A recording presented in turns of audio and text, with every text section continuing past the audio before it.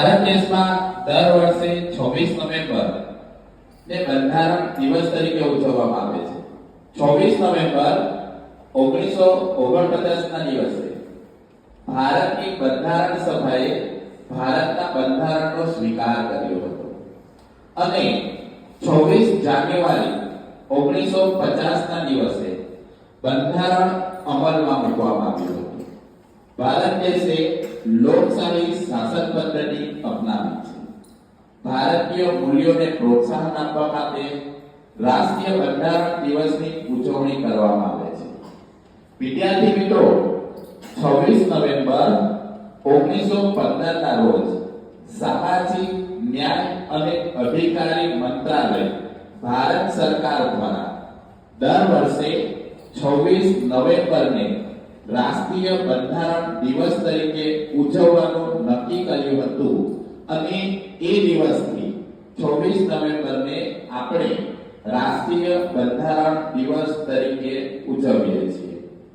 ભારત દેશમાં બંધારણનું ખૂબ જ મહત્વ છે, જેના આધીન દેશનું અર્થતંત્ર ચાલે છે.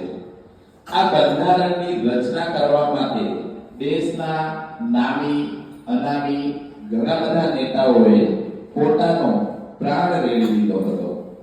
આ બંધારણની રચના કરવા માટે તેની કામગીરી 2 વર્ષ 11 મહિના અને 18 દિવસે પૂર્ણ થઈ હતી.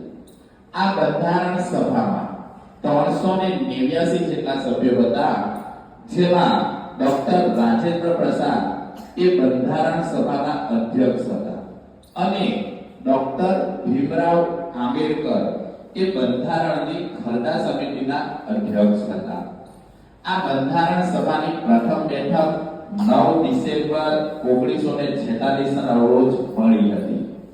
વિદ્યાર્થી મિત્રો, રાષ્ટ્રીય બંધારણ દિવસની ઉજવણીનો હેતુ દેશના લોકોમાં બંધારણના મૂલ્યોને પ્રોત્સાહન આપવા માટે અને જાગૃતિ ફેલાવવાનો છે. આ દિવસે સરકારી સંસ્થાઓ, સ્થાનિક સ્વરાજ્યની સંસ્થાઓ, શૈક્ષણિક સંસ્થાઓ વગેરે સ્થળોએ બંધારણના આમુખના વાયલ કાર્યક્રમનું આયોજન કરવામાં આવે છે અને રાષ્ટ્રીય સ્તરે તેની ઉજવણી કરવામાં આવે છે.